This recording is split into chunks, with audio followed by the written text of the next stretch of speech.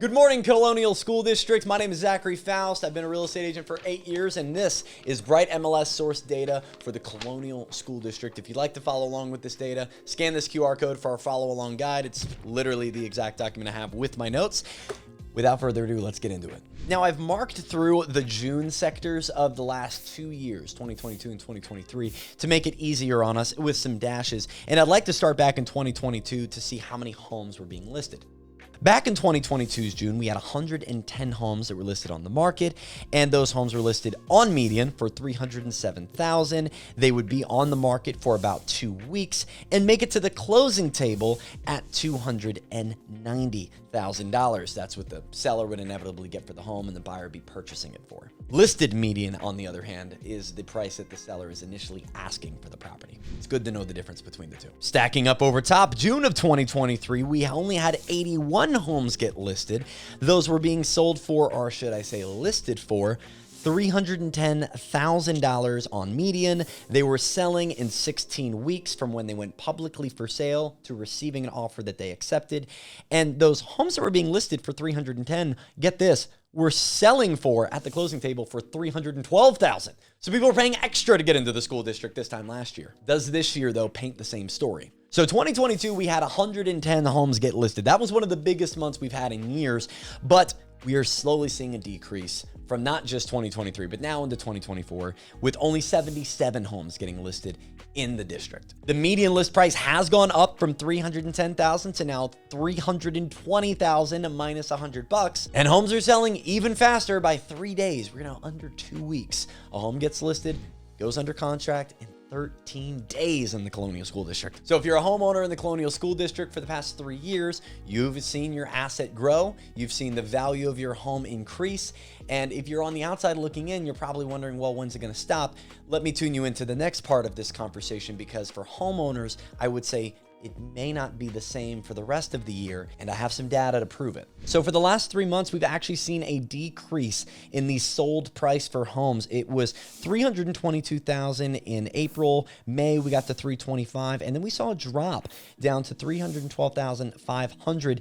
But the other significant point about this is the difference between the median listed price and the median sold price is a bit more significant, going from a $5,000 difference in April to a $2,000 difference in May to now a $7,000 plus difference, meaning sellers are negotiating a bit more. Buyers are getting a few more dollars thrown their way in the negotiating. Now, I did say homes are still selling quicker, but I see sellers that are listing for too much and their home is sitting. And I have a number here, again, to prove it. So if we look at June's end of market inventory, it's 101.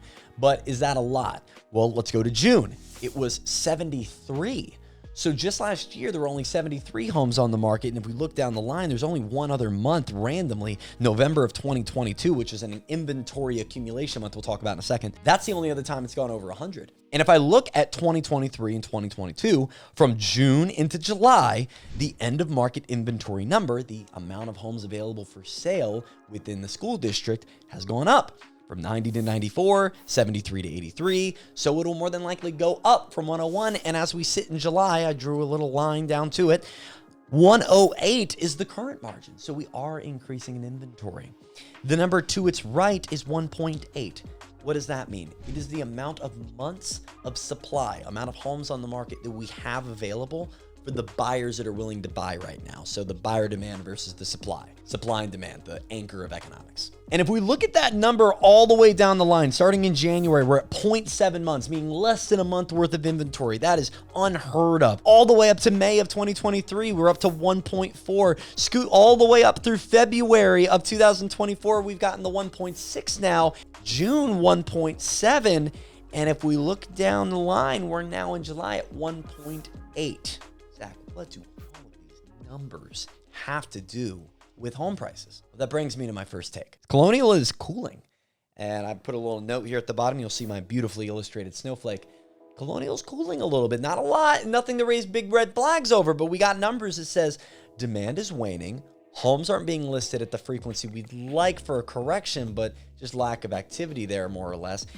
And we see inventories accumulating, meaning it's not getting eaten up every other month. And one other projection I want to put in front of you guys is June into November. If you look from June to November of prior years, we increase in inventory and stockpile right before December, and then you'll see it decreases. And it decreases because we don't get a lot of people that list their home in late November and December and early January, and people still do tend to buy. So the inventory gets eaten up a little bit, and then we get more listings that come midway through January and February in the Colonial School District. All that to say, this end of market inventory number is not going to go below 100, basically guaranteed until November. It's all about how high will it climb. And that brings me to takeaway number 2. Supply is on the rise. It's true. It's happening right in front of us. And a market shift in the Colonial School District could be what we're talking about in Q4. This is preliminary, and we're dealing with early signs. But interest rates stay high, affordability doesn't get fixed overnight, and we could still be sitting in Q4 of 2024 looking at lower numbers on that sold median than 312. We'll talk about it more soon. If you'd like to know more about this right now, our loft report puts all of this in nice infographics. It's beautiful, it's simple. We'll put it in your hands every 30 days. Get this, it's awesome. If you're in the Colonial School District, labels out all the school districts versus each other. It's great. Get this, and we'll talk housing here again soon. Appreciate you.